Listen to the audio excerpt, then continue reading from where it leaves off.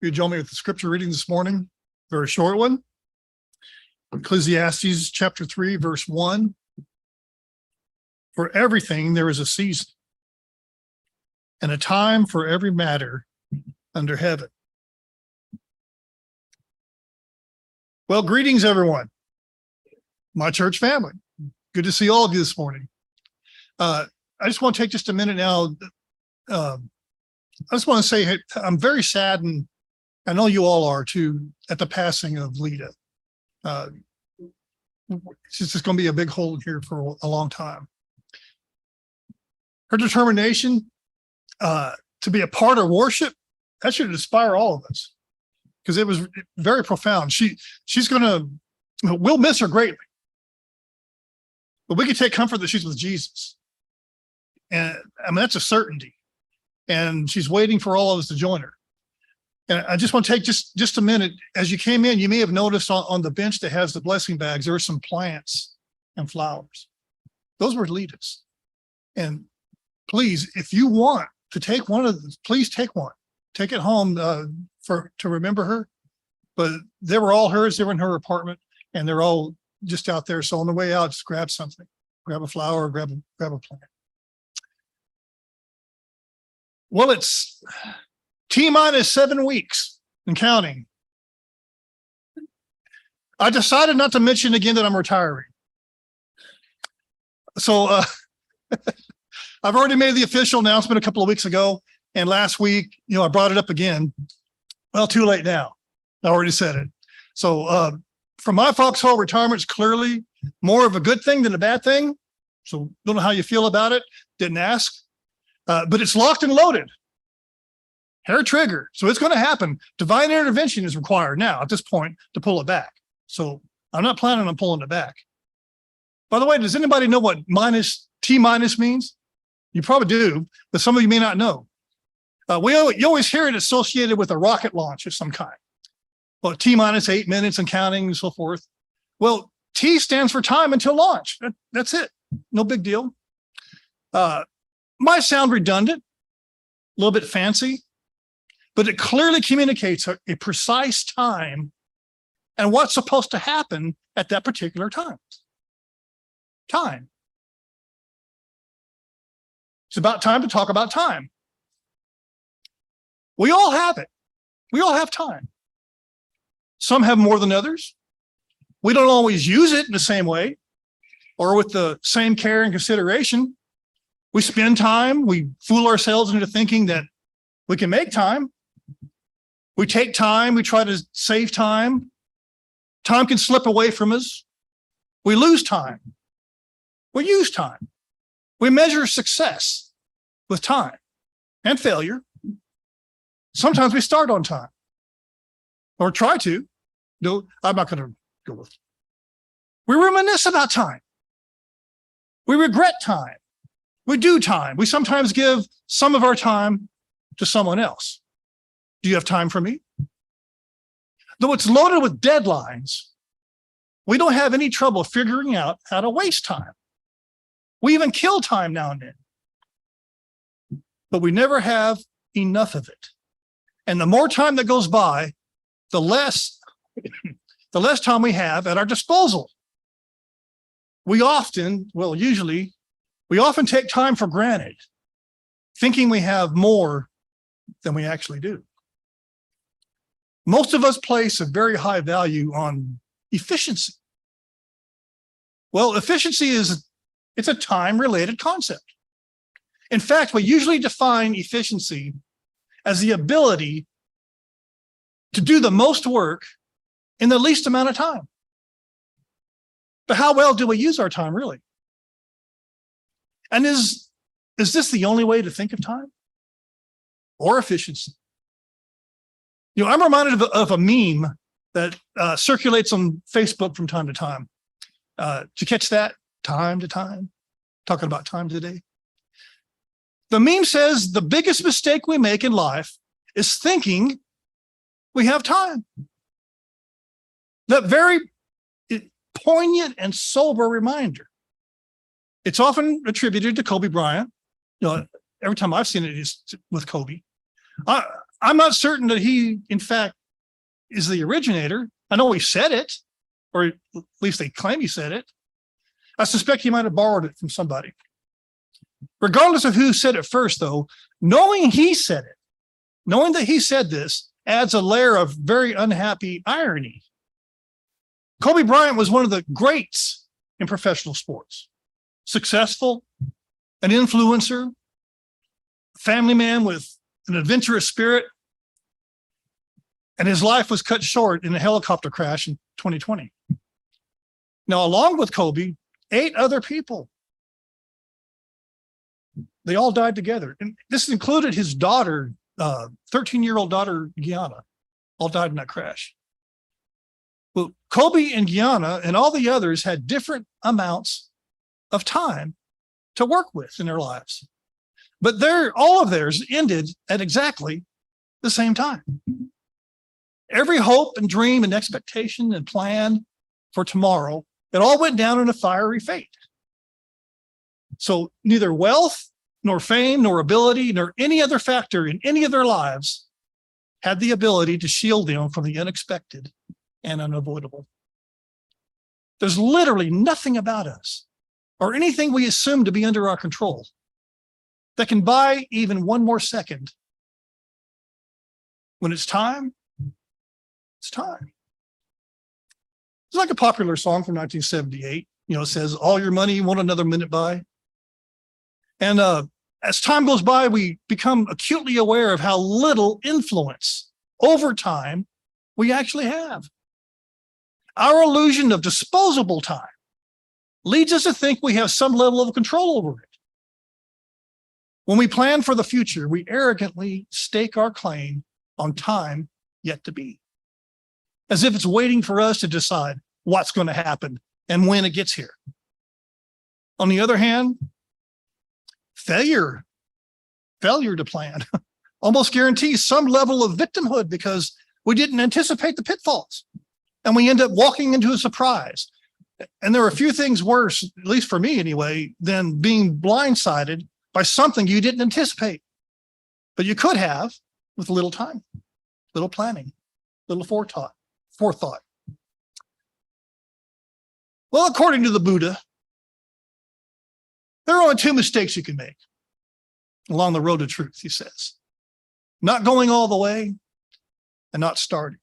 But that statement says nothing about the apparently impersonal and random specter of fate interrupting our journey. Once you start, there's no guarantee how far you're going to get. That should provide a little bit of urgency to us. If truth is worthy of getting on the road at all, and we should say that it is. But regardless, the entire journey is time sensitive. Just because you may be on the right road, there's no guarantee you're going to be able to stay on that road all the way to the end. But not starting guarantees you won't. So there's really a third mistake. Thinking you have time, which is clearly the biggest mistake of all. There are two kinds of time in the Bible. 2 kinds. Chronological time and what we might call, I came up with a good word, contextual time. Chronological has to do with time that can be measured or managed in some way. We're familiar with that. That's what we usually think of. It's a clock, a wristwatch, a calendar, a history book, a daily alarm, hourglass, a start and stop, a beginning, middle, and end of something, a number, an expiration date, a deadline. It's always in motion and always moving in a straight line, sometimes with subtle deviations, but it's always limited and temporary. Well, contextual time is a little bit different. That's an era, a generation. Bob Dylan sang in 1964, the times they are changing. He wasn't talking about a clock. Later in 1975, he's saying, time is an ocean, but it ends at the shore. When thinking about this kind of time, you have to stop and reflect on a little deeper level. Contextual time is often metaphorical time. When we use a phrase like back in the day, we're making a metaphorical, contextual time reference. In my time, we did things differently than we do these days. Jesus warned us to be vigilant about the signs of the times. He said in Matthew that when it's evening, you say it will be fair weather, for the sky is red. And in the morning, it'll be stormy today, for the sky is red and threatening. You know how to interpret the appearance of the sky, but you cannot interpret the signs of the times. He wasn't talking about chronological time, but the context of the times in which they lived, and they're seeking insight into the future. Sometimes we have a hard time distinguishing between living our lives and making a living. Yeah, there's a difference, and it's huge. It's huge. If you're living your life, you're trying to get the most out of it you can in the least amount of time. It's like time efficiency. If you're just making a living, though, you may feel trapped in a meaningless existence, drifting from one boring routine to another, searching for a reason to keep going. Life is greater than simply making a living. Much greater. We were created with a purpose. Unless we pursue our purpose, it's extremely difficult to find lasting meaning. Life becomes defined as a series of brief interruptions, of pleasure and short-lived feelings of accomplishment, surrounded by long stretches of hopelessness and regret. And the older you get, the longer those stretches become. And then you die. So what are you doing with the time you've been given? In the times you find yourself in? Are you living life in Christ with a purpose, or just trying to make a living? We play the short game, trying to get something out of the here and now. Well, God's playing the long game. We whittle away time, reacting to life as if it all has to do with me, my little narrow myopic existence. God is master of the long game. There's a season that engulfs all seasons. There's a time that comprehends and defines all other times. What does that have to do with me? Well, thank God it doesn't exclude me. But time does not depend on me, is not focused on me, is not under my control, but carries me along like a leaf in a river rolling to the sea. God isn't waiting for us to get it right, to get on board. He's already provided opportunities, but opportunity is finite, limited. It's fleeting, narrowing. God's plan and the implementation of his plan is in full execution mode. It's happening right now. We may find ourselves in troubled times. That's true. But at the right time, when the time was right, at a particular time, God sent forth his son. Jesus could have shown up anytime. When he was born into the framework of time, a finite, narrow window of time to accomplish something timeless. All of our woes and struggles and failings, our troubles, find meaning in his suffering. Jesus suffered in the context of time. That means his suffering was temporary, but the outcome, the result, is eternal. We err when we take time for granted, but we err egregiously when we assume we have more time than we in fact have. Now, we have a free will. And that's not in question, which means we have autonomous control over our choices. But we do not have autonomous control over anything else at all. Free will means I can make choices when presented with options. But determining what the options are and deciding how much time I get to do what I choose to do, that's not one of the options. I don't have that option. When Jesus said that anyone who wishes to follow him has to deny himself or herself, he wasn't calling on us to surrender our free will. He was calling us to embrace God's will as the highest expression of our will. But it's God, not I or anyone else. God alone decides how much time is allotted for any of us to do that. God is outside of time, and he has absolute command and control over time and all of its complexity, all of it. Every generation finds itself struggling with what to do with its time.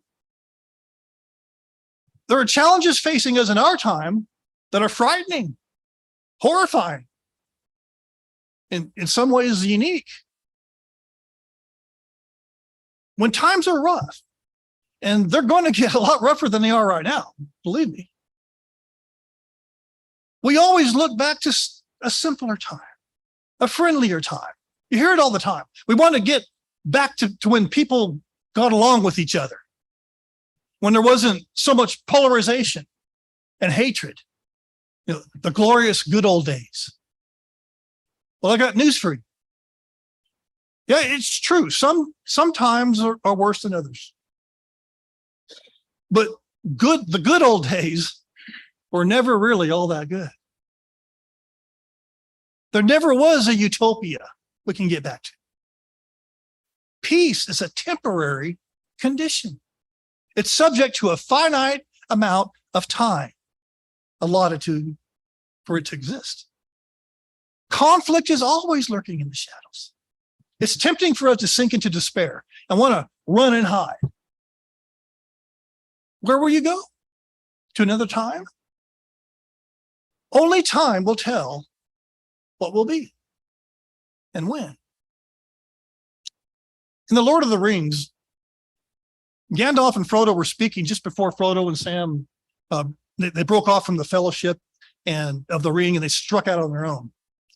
And so, struggling with the reality of what lay ahead and feeling the weight of his burden, Frodo said to Gandalf, "I wish it need not have happened in my time." "Well, so do I," said Gandalf. "And so do all who live to see such times. But that is not for them to decide. All we have to decide is what to do with the time given us." Everything has its time. There is exactly enough time allotted for you to do everything you're going to do. But we have no say in how much time that is, or whether we'll be successful doing it. We have no right to expect God to place us in a certain place to do a certain thing and allow us as much time as we think we need to get it done. We do not control time. We do not choose the times we're in. We do not create opportunities. We simply have to have no say in any of that. None of it. So whether we like it or not, someone else chooses the times we're born in. Someone else chooses our family. The family of origin, our parents, what color we are, how tall we are, whether we're pretty or hard to look at. You don't choose that. Your parents didn't actually choose you either. Sometimes parents choose to have children, but quite often you're surprised, unplanned. Many don't even know they're going to be parents or that they've become a parent until you show up, change their lives forever.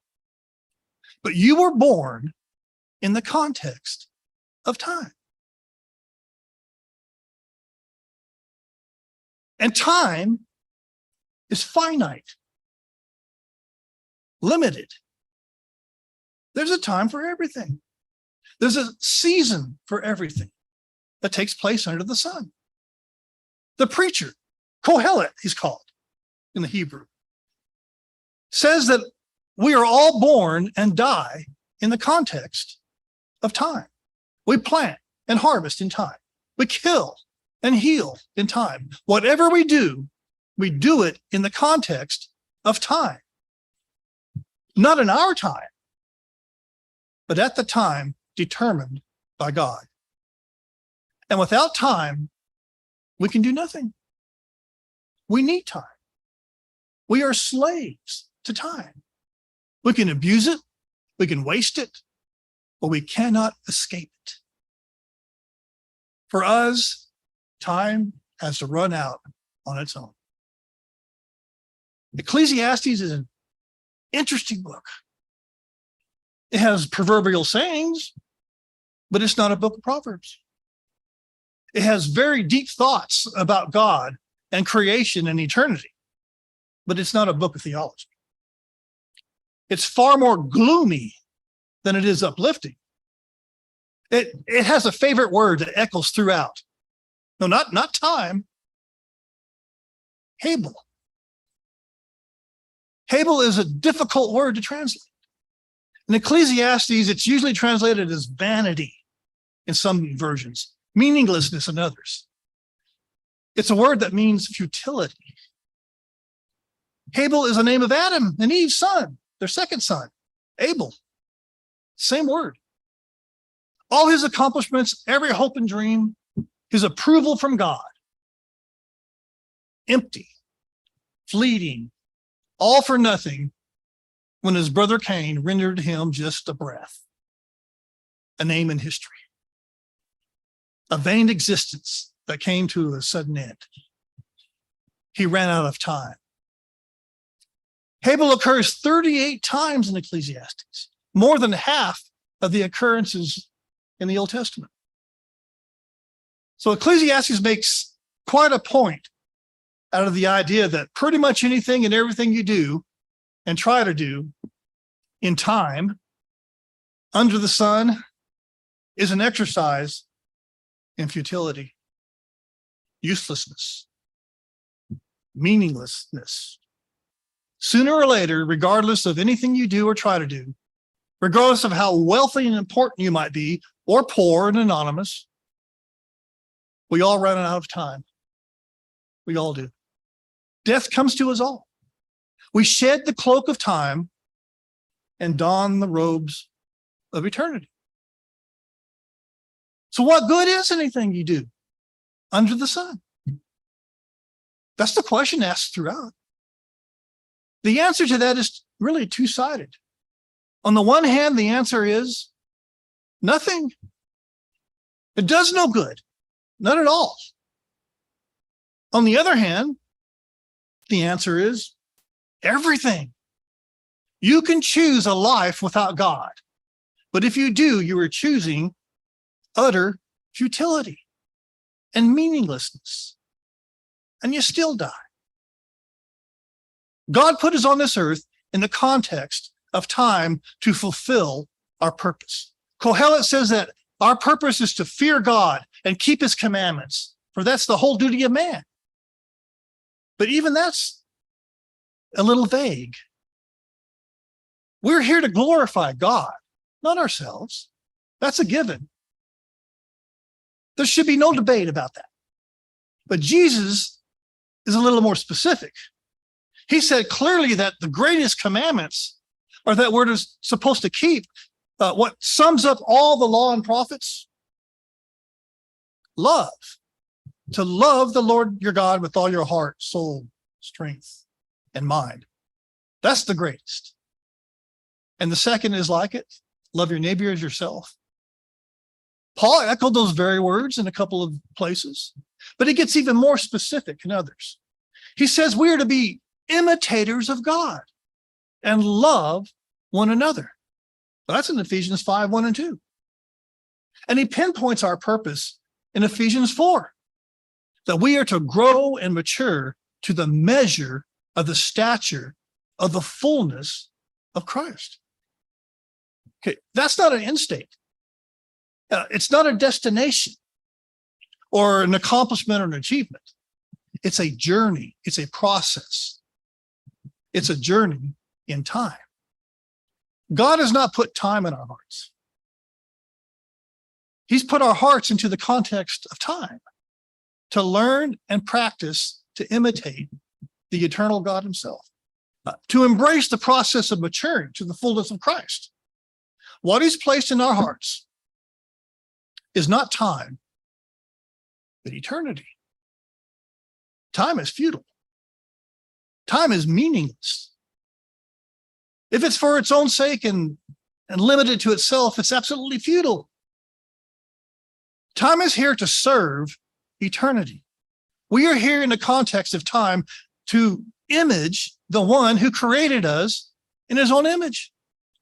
We are traveling through time en route to eternity. And the shape that eternity takes in our regard is determined by what we do with the time that has been given us. We each have a different amount of time. Each of us do. We each only have a certain amount of it. The time that has passed to this moment is forever gone. It's already gone. There are no do-overs, no reruns.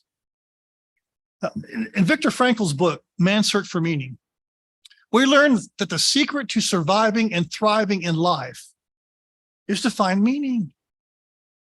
His experience in a Nazi concentration camp says that you can find meaning in any and every circumstance. Ecclesiastes tells us that ultimate meaning is found in the fear of God and obedience to his will. What are you doing with your time? You have the opportunity to rise above meaninglessness. Lock in your eternity. Kohelet asks, what gain has the worker from his toil? I've seen the business that God has given to the children of man to be busy with. He has made everything beautiful in its time. Also, he has put eternity in man's heart. There is gain, but opportunity for that gain is time sensitive. Isn't it time to walk away from vanity? Walk away from meaninglessness? Don't make the fatal mistake of thinking you have more time than you do. You may not. Put away all that serves the self, all conflict, criticism, all the pointless, meaningless churchianity. Put on Jesus, deny yourself, and follow him. In time, you'll be with him in eternity.